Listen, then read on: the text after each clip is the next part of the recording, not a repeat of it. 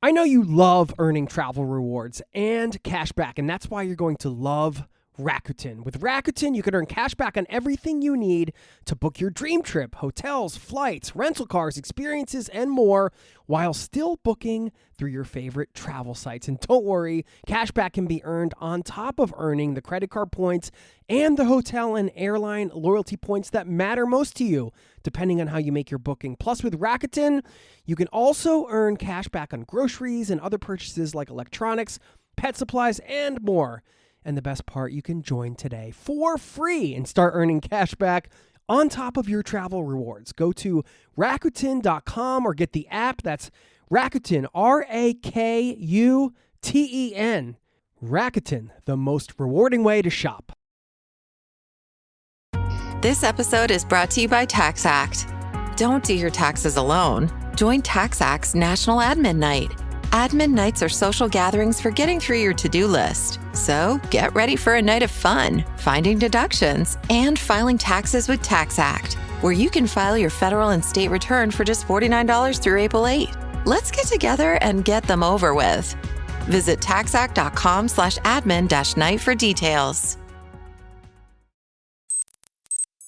And going back to kind of how the invisibility factor of being a trans traveler, not having the representation, even though we very much so want to travel, we are very much so existing.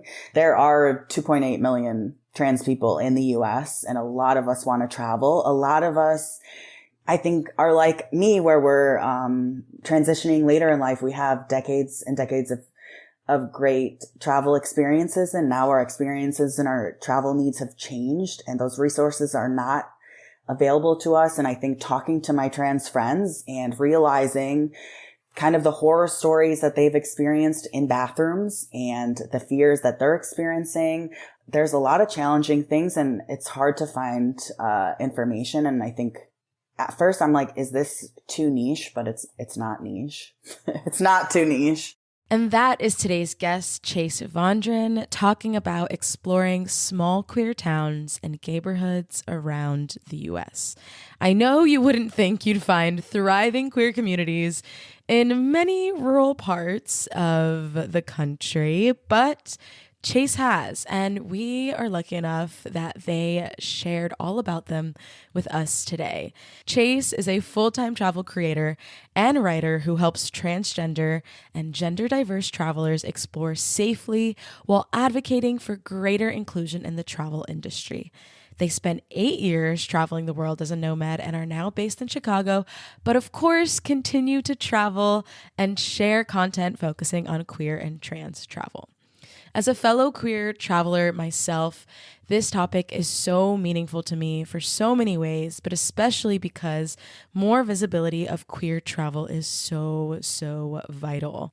I was so surprised by some of the hidden gems Chase shared today because honestly, these aren't places that you'd expect to find a thriving queer community. So definitely keep listening if you want to discover some new spots to go visit that you've probably never heard of. We also talk about these little vibrant communities and how they came to be. And we speak to Chase's experience traveling as a trans person. So if you're a fellow queer traveler like me, or simply an ally curious to better understand the experience of trans travelers, you'll get all of that and so much more today. So buckle up. Thanks for being here, and welcome to the Zero to Travel podcast, my friends.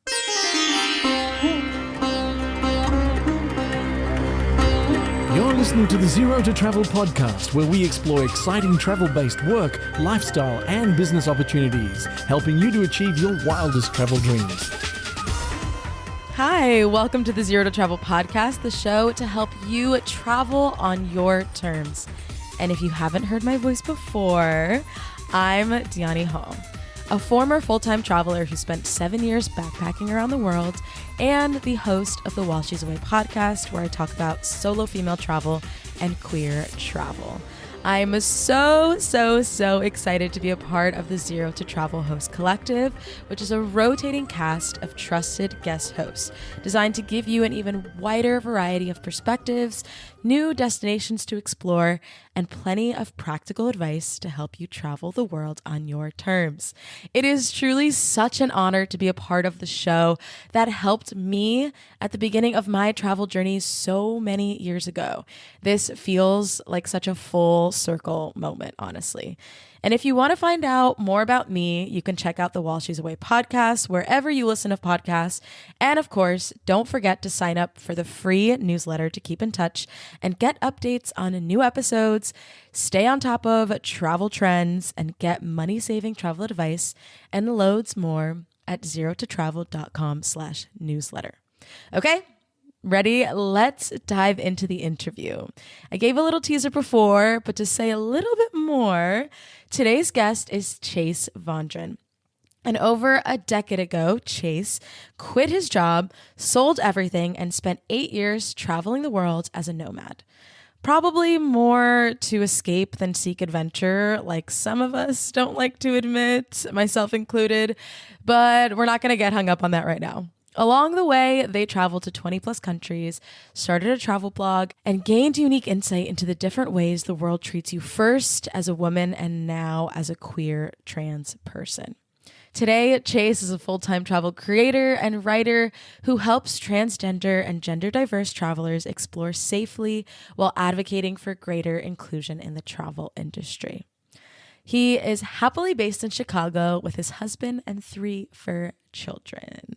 I'm so excited to be bringing you this interview today, and please be sure to stick around to the end. After the interview, I'll be sharing my biggest takeaways from this conversation and how it all ties into my personal experience as a queer traveler as well. So please be sure to stay tuned to the very end for that as well. But now, without further ado, I bring you my interview with Chase.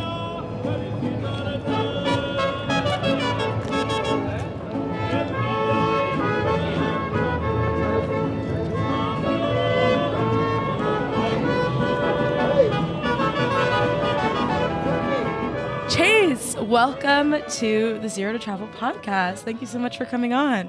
Thanks so much for having me. I'm excited to be here. I'm so excited to have you. We were chatting a little bit about before we hit record, this being the first interview that you've done in a while now as Chase. And I'm excited to talk about your experience as a queer traveler, talk about queer travel in general, add some more voices to the space, like talk on the things that need to be talked about. So I'm really happy to have you. Thank you. I wanted to start by getting into a little bit of your bio. I did a little bit of stalking of you, and I know you spent 8 years traveling as a nomad to 20 plus countries, you said, which you started around 22, which I thought was so funny because I also mentioned before we hit record, our stories feel so aligned in so many ways. I also started at 23, also spent 6-7 years. So very, very aligned. I also felt like I figured out a bit of my queerness while traveling and on the road as well.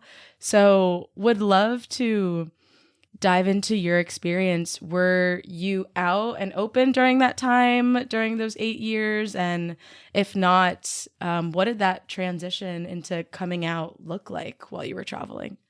Yeah, so I technically came out, like it was during a college course. I think I was like a sophomore, junior in college. It was a human sexualities class, and we were told about the Kinsey scale. And we had to write a paper about where we fell on the Kinsey scale.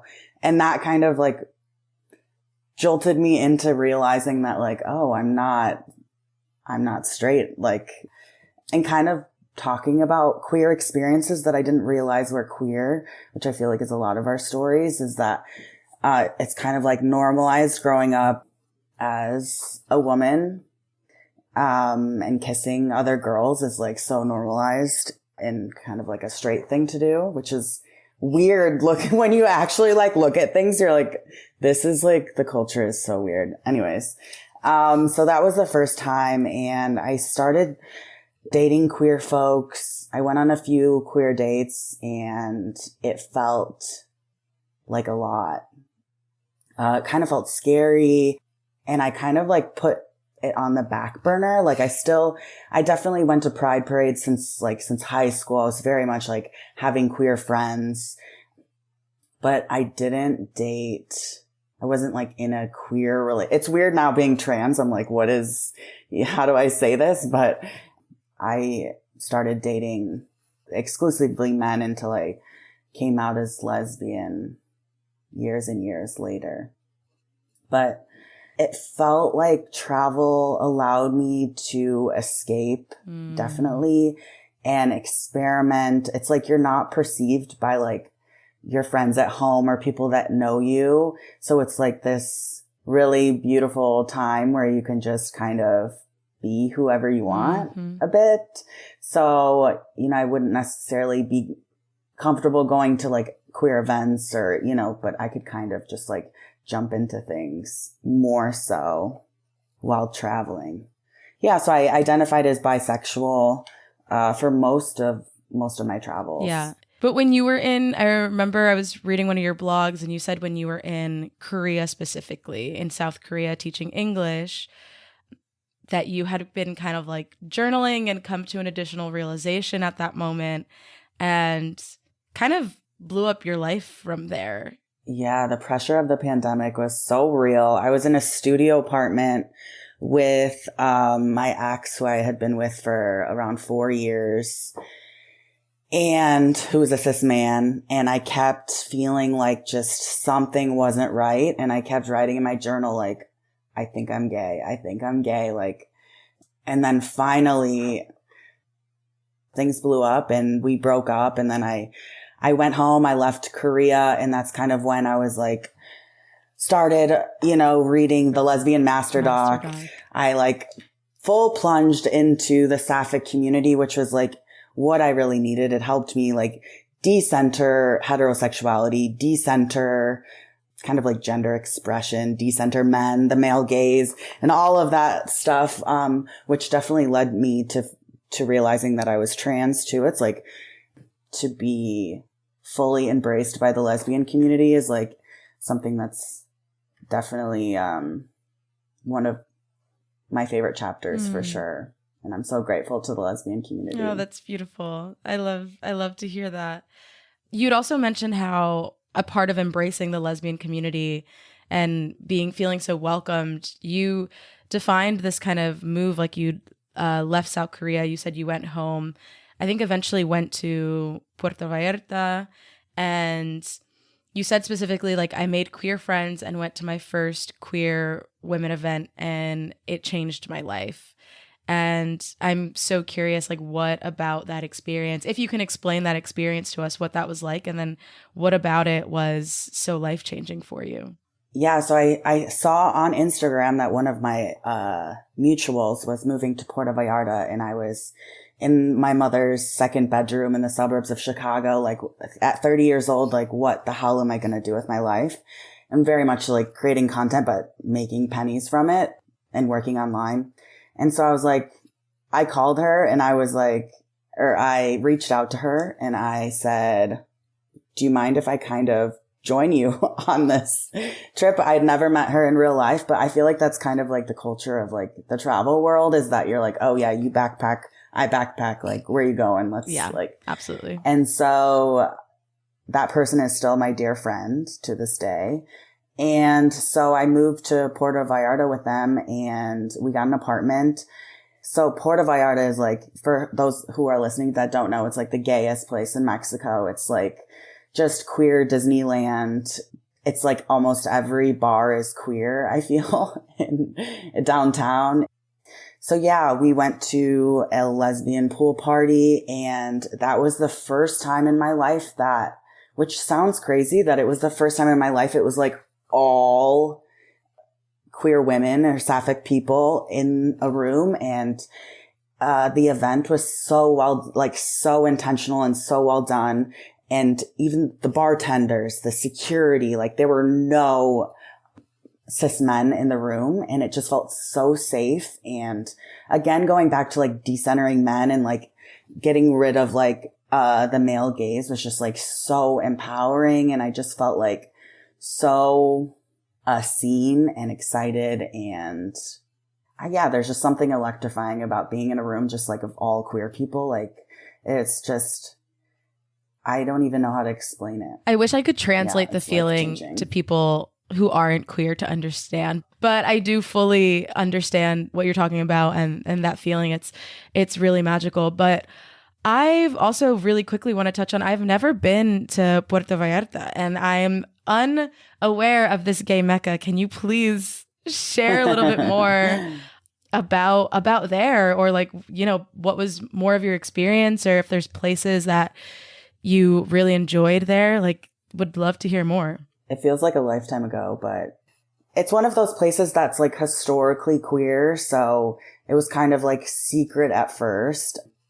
Within, you know, it's like, it's word of mouth. One gay man is like, hey, this is like the place to be. And then all of a sudden there's one gay hotel, and there's 20 gay hotels. And then all, you know, it's kind of like we take over, and it's like, a place that, everyone can go to feel safe. And even, you know, back in the day, closeted folks could be out, and I feel like, places like that have kept like our community alive.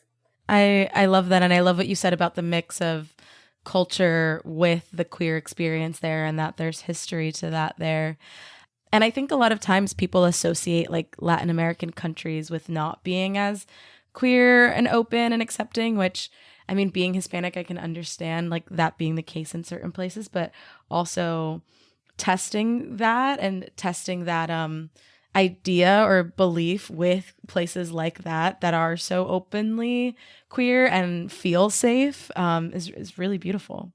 Yeah, I think Mexico is definitely paving the way for Latin America to be more inclusive and safe and queer friendly. Yeah. Well, you had, and I know this was before your transition, but you traveled during those 8 years in Latin America as well. How did you find being queer, like your experience there?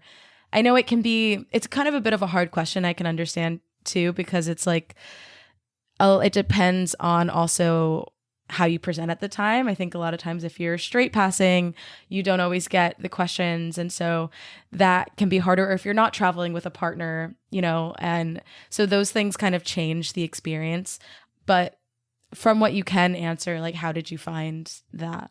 I obviously like loved Latin America. That's where I spent the most time. I just, again, felt so gravitated and went to the region. And one of my favorite countries was Guatemala, and I spent about 5 months, and then I went back, you know, I spent another few weeks there, and then my spouse and I actually eloped to Guatemala, and we did like an elopement honeymoon fusion. So we spent 3 weeks in Guatemala, and it was a bit shocking how I think we went 7 days without seeing another queer couple. And I was like, it was kind of like shattering a bit. You know, when you first go to a place and you just like fall in love and you feel so at home.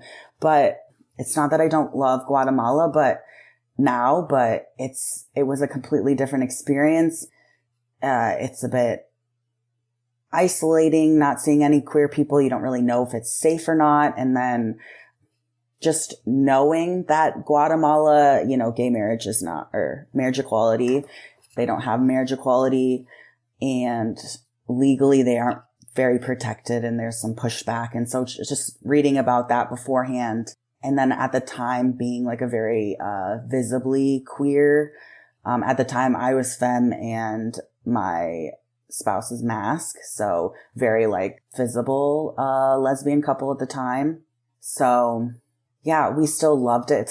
It's like gorgeous, like full of volcanoes and like the lakes, and it's like still very like warm and colorful, but made me take a step back, and you kind of like, I saw how much I had grown and changed as a person, what I want out of travel, my travel experiences, kind of just having to be more careful. We did end up finding a sapphic bar in Antigua when we were there. So it's like when we finally found that, we're like, oh, and like ended up talking to like the owner and just like getting more of an idea what it was like to live there. And yeah, so it was a completely different experience. But I think Everywhere is queer. Queerness is everywhere. So sometimes now we just have to kind of search for it more, and it's still there everywhere. Even I went to Egypt and, there's queer people there. There's queer people everywhere.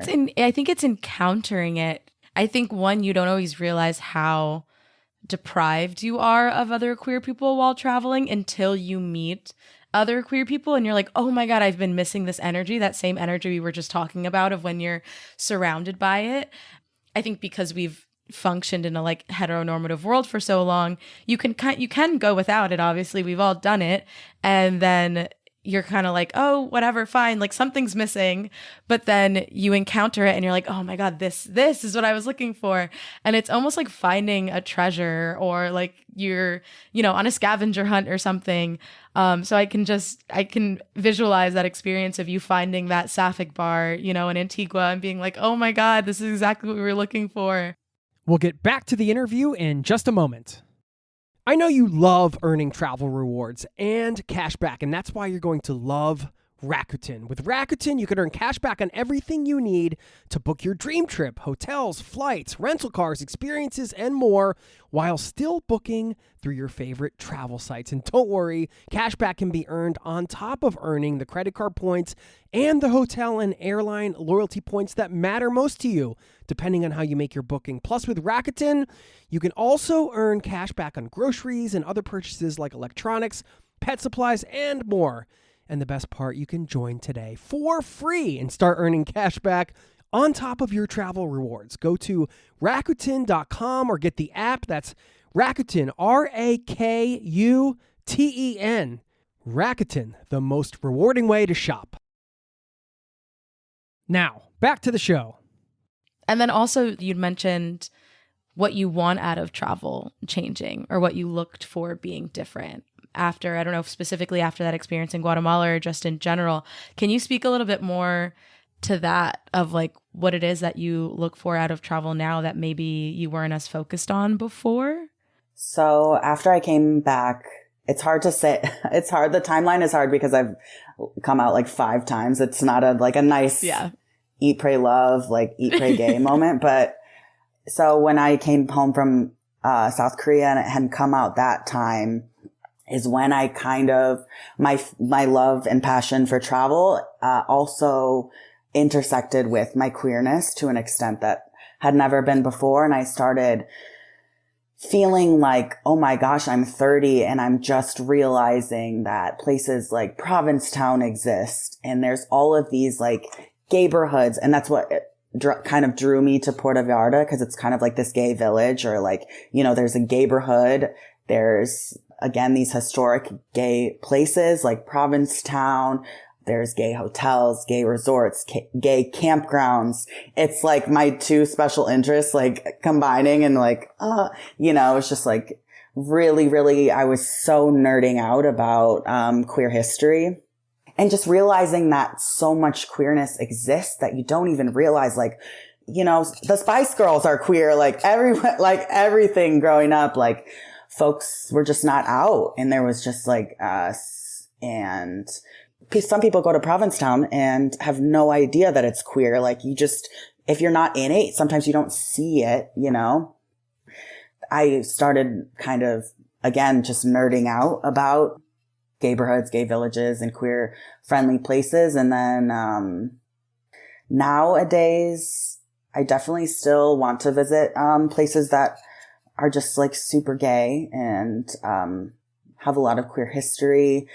I've started I feel like it's not so much like queer. It's like inclusive, culture forward, community centered, which is, I think, all of like, that is all queer, diverse places, progressive places, places where I feel inspired, and, I feel like people are doing cool things and open and welcoming, and places not only you feel safe, but also seen and celebrated, and there, it might not be the queerest place, but again, it feels very queer in different ways. No, I love that.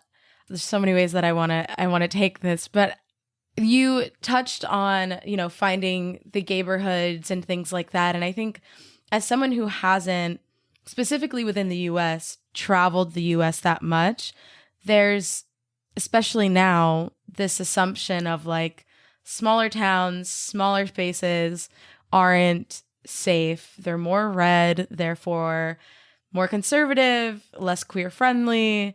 And one thing I've noticed about a lot of your content is that you really lean into these smaller places, like these smaller towns, that you find like so many queer spaces within these small towns. And I think a lot of times, like I said, tend to avoid those spaces as queer people. What has been the draw to like those specific places for you? Talk about big cities, going to Barcelona, and like Barcelona's super gay, X, Y, and Z, Puerto Vallarta. And you don't think about these like small American cities or small American towns. Like, how did that end up becoming the content you were creating or the places that you were discovering? Yeah. So I was traveling actually in Spain. I promise I'm going to bring it back to the US. I was traveling in Spain, and I think my first ever gayberhood guide or video was about Chueca. Yep, familiar. In Madrid. Yeah, Madrid. Right? And that did really well, and people were so excited. And I was like, okay, I am excited to talk about these things. And then folks also don't know these places exist. And so it's been super organic. I'm so grateful. I think then I had, 1,000 followers, but back then, folks were like, oh, you have to check this out. And I think so much of queer travel historically, again, has been word of mouth. And so I have been just following the breadcrumbs of my followers. And someone recommended Saugatuck, Michigan, which is one of the small queer towns. I think that was I want to say that's the first small queer town that I went to. It's just about 2.5 hours north of Chicago. It's like the province town of the Midwest. And I went and was mind blown. Say more. I was like, okay, first of all, yeah, there's this connotation of like, okay, I'm a Midwest kid. I'm like, queerness is not here. I got to get out. I got to go to Puerto Vallarta. Yes. But once I went to Saugatuck, it was over because the rainbow crosswalks, almost, I would say majority of the businesses downtown, it's the cutest small town. It's walkable. Majority of the businesses are queer owned. There's like so many farms. You can go apple picking. Like it's like there's a gay campground. There is a gay resort. And it really opened my mind of like, if this is in Michigan, like what else is out there? Like I love visiting small towns. I feel like it's easy for a weekend getaway. I love a road trip travel. You can walk around town and like that can be your whole trip and you can have so much fun. I think city travel, while it's like an amazing experience and there's so much queerness in cities, of course, it can be like overwhelming. So for me, if I can just get in my car and drive 2.5 hours north and like not have to plan too much and then just kind of like explore, I think it's very accessible. So, Saugatuck was one of my videos that originally I think was one of my biggest videos that blew up. And shortly after that, I quit my job to do content creation full time. And there was like this openness from the industry within travel organizations wanting to work with diverse creators, and it all kind of aligned after that. So I was just so grateful to be able to talk about what I love and what I'm like so interested in, and then have it be my job as well. Oh yeah, I was going to say shortly after that, I went to Eureka Springs, which is again like a province town in a Saugatuck in the middle of Arkansas. See, that's my thing. How does that even like end up becoming a small queer town? These places exist in every single state, everywhere across the US. Like, I mean, in Florida is the epicenter of like queer small towns and like gay places, and it's Florida. Like, I think places like that are even more queer and cool, because it's like they really, really, really had to fight to be there and had to be toes down in the sand. You know, we're here and we're not going anywhere, on a whole nother level than city folks did. No, real. And I've met so many people here in New York who say, you know, I'm from this place and like moved to New York because I felt safer, or, you know, I'm from an extremely red state and it hasn't felt safe, X, Y, and Z. But I haven't really given thought to the people who do choose to stay and find, and the way you said, like dig and find and build brick by brick their own communities, their own spaces, their own, because like you said, queerness is everywhere. We are in all of these states, no matter how red they are. And we all need that community. So we find a way to create it, which I don't even think Arkansas and like think about a small queer town, but like it's actually really beautiful and speaks to the resilience of queer people. A lot of the towns too, it was like an artist community that originally kind of made it safe for queer folks. Like in Saugatuck, an art school was founded, and that's kind of like the start of, you know, the overlap. Arts and theater. And it's like the art community is very queer and open and accepting too. A lot of these places, it's like the 30s and 40s started attracting queer travel, which is wild that it took decades and decades and decades for gay marriage to be legalized. And, you know, that's way before Stonewall and all of these other things. So you mentioned Arkansas, you mentioned Michigan.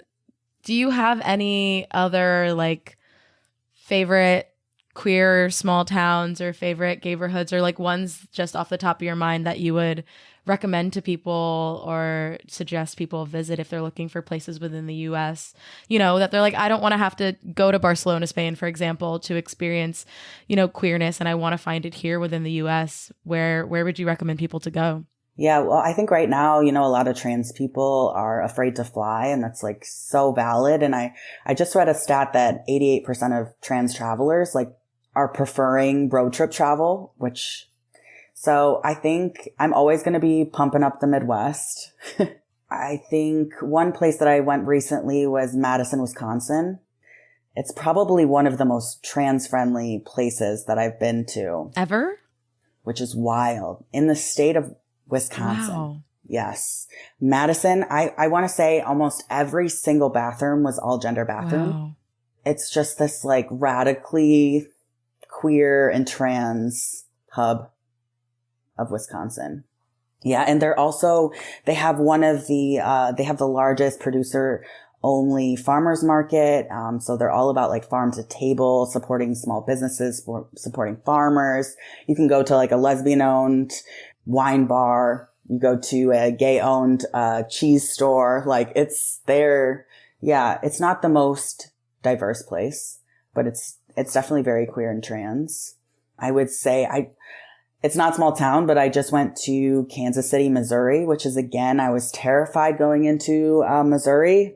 It's like each time I get a little bit more confidence, like these places exist. And Kansas City, another place that's like, it's a trans sanctuary city.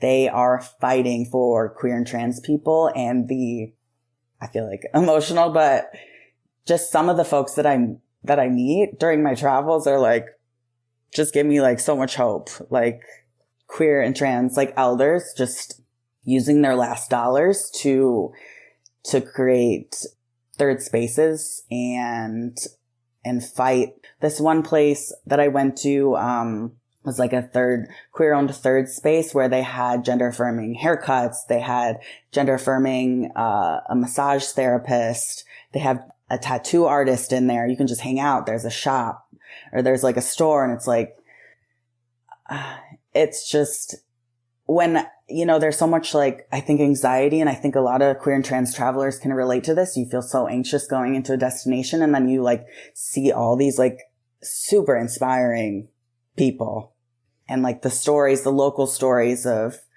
I don't know. It's really magical. to be able to meet folks like that. And I think that's definitely like what keeps me going. And it's the stories that I want to come out into my content, because I realize, not everyone's going to get to Kansas City. So we have to keep telling these stories and showing that this is out there. And yeah, I think we need so many more queer and trans creators out there. 100%. And writers and artists and creators in all forms, in all forms. But that, like, just, what happened just now where you got emotional talking about it, like, that's why this feels so vital, because you don't have it for so long, and then you experience it and you're like, oh my God, like, this is here and it's for me. And then when the rest of the world is kind of like yelling at you as to why you shouldn't exist or like don't belong here, and to have these spaces where, have yourself reflected back to you in such beautiful ways in these small towns where it's unexpected. I think it's the unexpectedness of it, of like, it makes it so much more beautiful. So that's amazing. Thank you for sharing. I would have probably never went to Missouri, but now I'm like, Kansas City, they have the first professional women's soccer stadium in the world. Wait. Which tells you a lot about them uplifting women's sports. Yeah. They have like accessible, inclusive bathrooms. They have local, really, really good food. It's all local vendors. Like, it's just so well done. And I feel like that encapsulates the city too. That's and all the cool things that they're doing. That's beautiful. You've touched on a few times, I think these places that you've traveled have been more recent in your more recent experience, I'm assuming. Is that correct? Yeah, within the last 3-4 years. Okay. And I know we also briefly touched on your transition, and I do want to speak to the difference, because there is privilege in being straight passing when you're queer. And I do want to talk specifically about the experience of like different members of the LGBT community and how your experience will differ, whether you're just a lesbian or a bisexual person, or it's going to look different for all of us. And so one thing that you specifically said is like, you gained unique insight into the different ways the world treats you, first as a woman and now as a queer trans person. And I would really love and appreciate if you could speak more to that and how that experience has changed for you personally. Yeah, thanks for that question. First off, it's so true that we all have different privileges and we all have different experiences. That's why, again, it's so important that we're all sharing our stories and uplifting each other. Trans folks of color obviously have a way different experience. And I get those comments on my videos all the time, and it's so fair. And we need all of the stories. But going back to kind of my experience. So I first was traveling as a thin femme white person. I thought everybody was nice.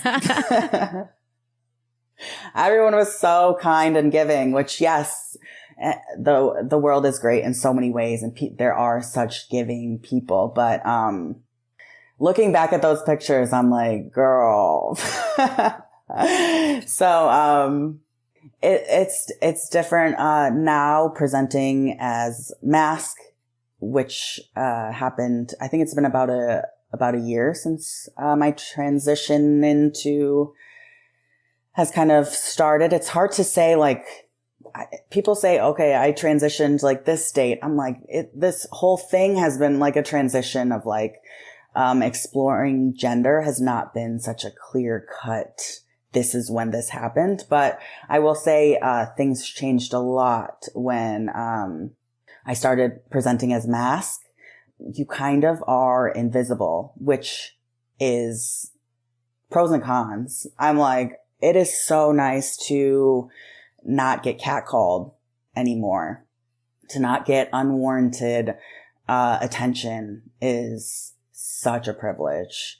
It's such a change. And I think there is a bit of a loss when I guess you are invisible, but traveling as a solo female woman is is really hard as far as like the intention and the harassment and fearing for your safety.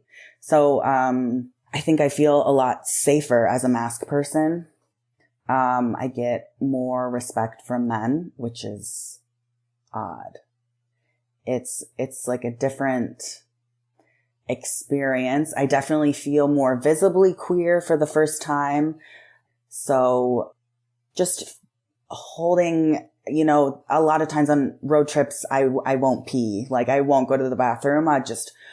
I'll hold it. Me and my spouse recently went to Florida, and when we touched down, there wasn't an all gender bathroom that we could find in the airport. And I was like, well, you know, I gotta go, but I'm not going like, because of the bathroom laws. So that is a whole nother world that, you know, I never thought about bathrooms as much as I do now. And it's quite scary, especially on road trips. You're like, okay, you know, we kind of, thankfully, like my husband is also trans, so we can kind of go back and forth. I'm like, okay, do we feel safe here? Like, and also I think I didn't realize, so again, about a year ago is when I cut my hair, is kind of like when let's say that I started my transition. And I went to Sweden, to Stockholm for Pride, and I got on a plane, and I realized, and at the time I was feeling very comfortable in like the non-binary space. And I just realized like how gendered language is and how gender diverse folks are, again, just like invisible. Everything is like ladies and gentlemen, sir or ma'am.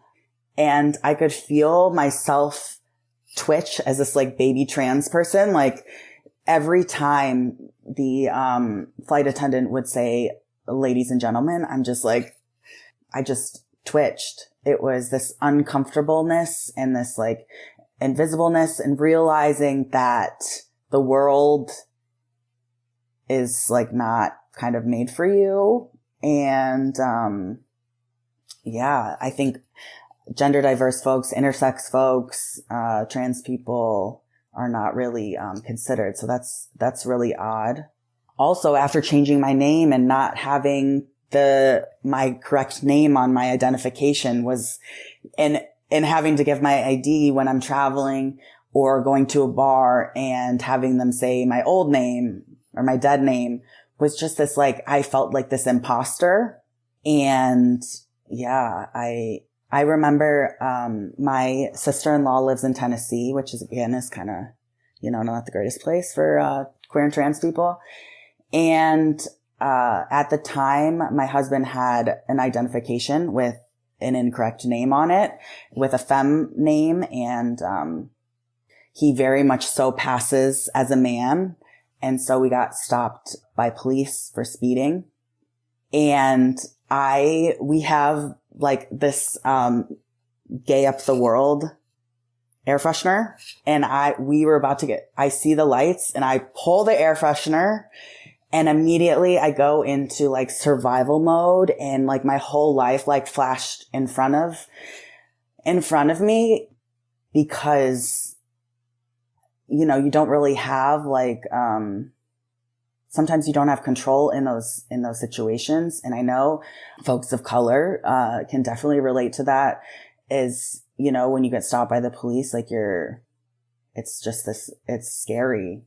It's scary. So he ended up giving, his ID over, and the cop was like, is this your name? Cause it's very much a femme name. And, the, state trooper let us go, and you could tell he was very much so an ally. So I feel like those folks allies are hiding in plain sight and are there. So that was, while though it was like extremely scary, it was also, you know, a learning experience too. Yeah. And just to know, you know, what trans people have been going through for decades. And again, folks of color and immigrants, and, you know, I think so many communities can relate to some of these experiences. We'll get back to the interview in just a moment. This episode is brought to you by Fandango. People say fans are too distracted these days, but the truth is, when a great movie hits the screen, you show up, you stay glued, invested, part of the story. And without fans like you, there'd be no cinema magic, no shared moments. So head to Fandango.com to get tickets, stream, or rent or buy top movies and series. Fandango loves fans. Now, back to the show. Thank you so much for sharing that so vulnerably, because even as a queer person myself, like my experience is so different. Like I said, all of our experiences are so different. And some of the things you mentioned aren't even things that I would think about, you know, as a queer person traveling. And it's like the set of things that I'm paying attention to are different than the set of things that a non-binary person or a trans person or an intersex person is thinking about. So thank you for highlighting those, because I don't think, if I wasn't aware, then most people are probably unaware of the things that you're considering when traveling, or the fears that come up, or just what that feels like for you. You know, that was really great insight. And the part that truly stuck out to me is the difference in, obviously I know we live in like a patriarchal society, but the difference in contrast in treatment from being a woman to, you know, being an openly queer trans person and functioning in the world and feeling safe and respected, like things that we should all feel as humans, is truly wild to see firsthand, that like contrast, you know, on the other side, because not any of us get to actually experience that. But thank you for sharing that. And I think in that same vein, I noticed some of your travel guides and things have been more trans and non-binary specific. You know, they're not, and I felt like that was intentional, not just labeling them as like LGBTQ travel guides, but making them specifically for trans and non-binary person. And I wanted to speak to that a little bit, and I'm curious how those differ from the other LGBTQ guides and what kind of made you want to create those guides specific for trans and non-binary people. I think so much of my content is like, I'm searching for things and I'm like, this is not out there and I need to create this. And going back to kind of how the invisibility factor of being a trans traveler, not having the representation, even though we very much so want to travel, we are very much so existing.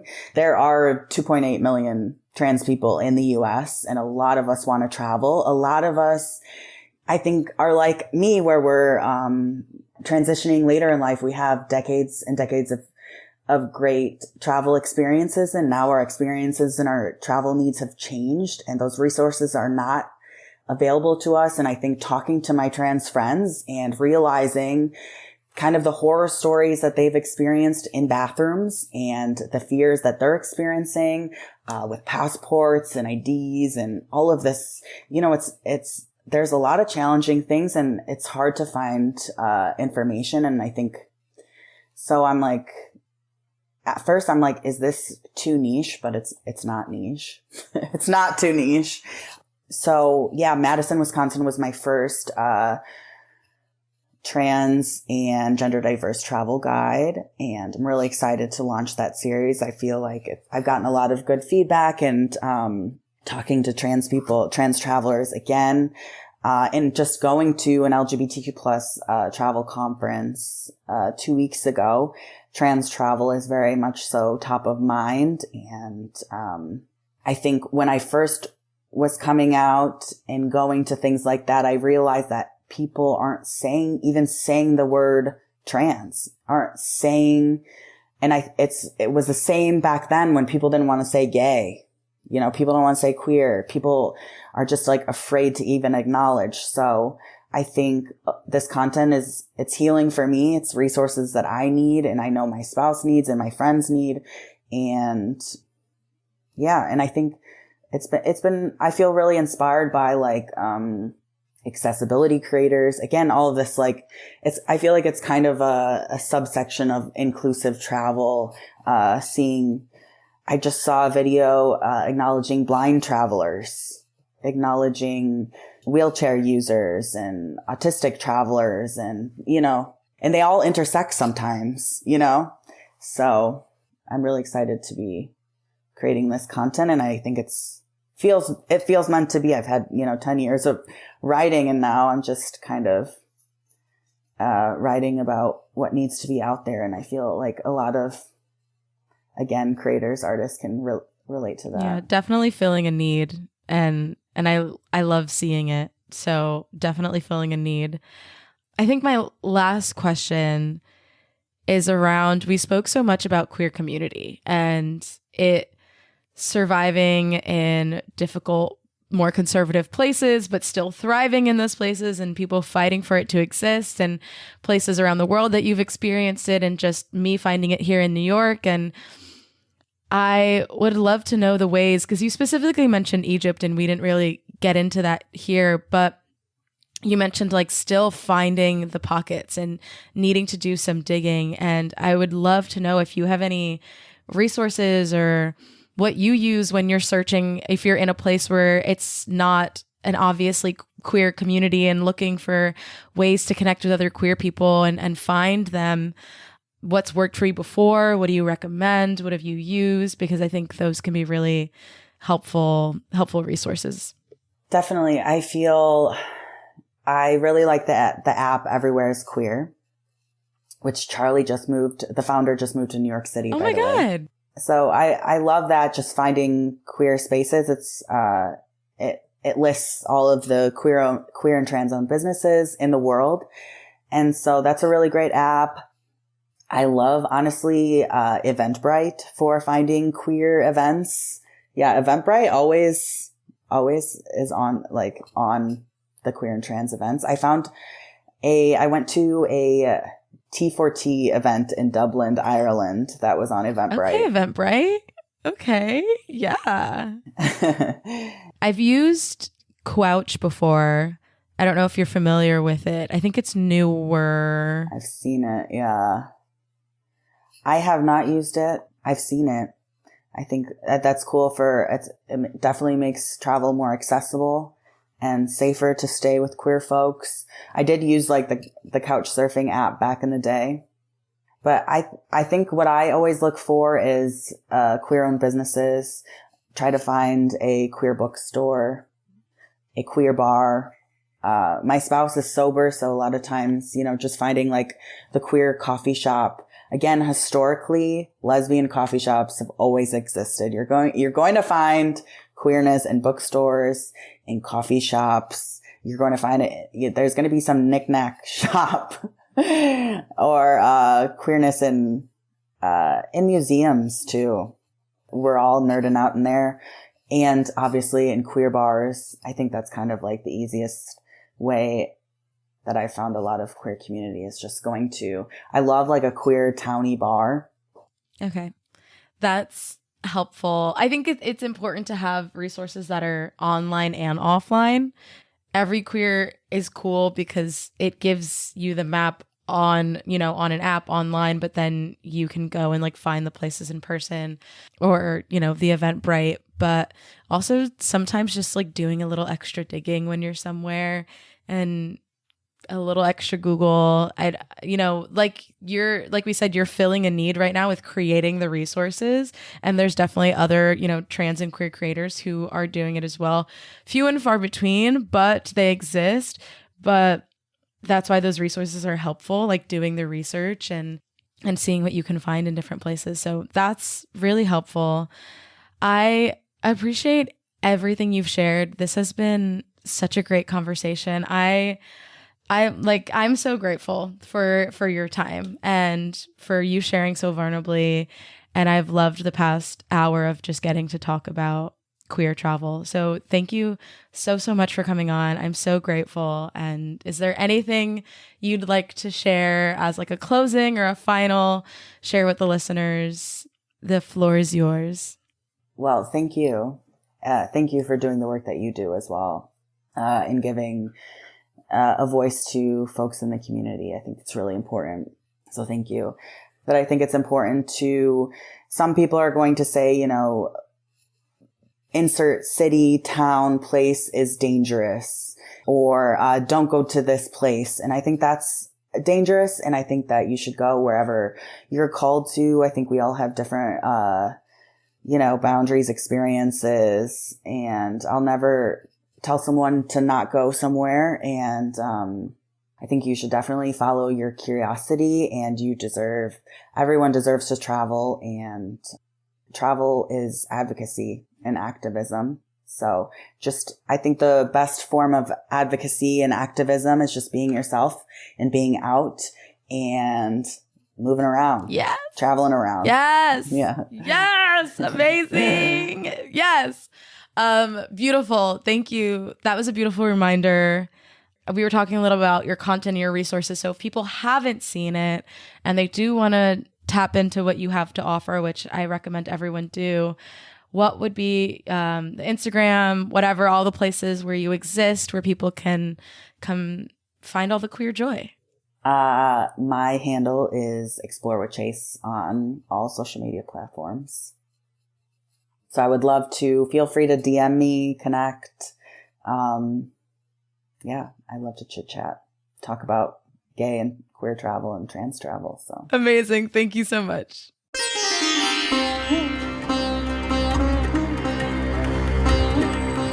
And that was my interview with Chase, everyone. Thank you so much to Chase for sharing so openly and vulnerably about their experience as a queer and trans traveler. And as promised, my big takeaway from this interview is often we hear about why inclusion in travel spaces is important. We hear about why inclusion in a lot of spaces is important, but we don't necessarily hear why. And I know that can seem like a little bit of a no-brainer. Yes, it seems obvious that inclusion just is important as a default, but today's interview opened up my eyes so much to things that I didn't even know, and I am a queer traveler myself. There is so much about the trans travel experience that I wasn't aware of, or things that I wasn't aware of about the queer community and the places you can find it around the US. And it really showed me that even I, as a queer traveler myself, have so much to learn. It showed me that we can all open ourselves up to learning more, to make us more empathetic people, because I think that is what travel is meant to do. It's meant to make us more empathetic people. We're meant to see the experiences of people of all walks of life from all over the world, from so many different countries and languages and cultures and backgrounds, and see ourselves in that, no matter how different the experience, because we truly are all one and the same. So I'm so grateful for this interview with Chase today, because I got to see myself in their trans travel experience. And I hope you listening to this today were able to walk away from this feeling a little bit more informed, a little bit more empathetic, and a little bit more connected to the world and to other travelers. And the quote that I want to leave you with today is from Alden Jones, a queer travel writer, and it simply says, "Travel itself is inherently queer." Simple, yet honest, real. So thank you so much for listening today. I truly, truly, truly hope you enjoyed this interview with Chase, enjoyed me as a guest here now as part of the Zero to Travel Host Collective, and I'll see you in the next episode. Thanks for listening. This podcast has been brought to you by ZeroToTravel.com. Ideas and advice to make your travel dreams a reality.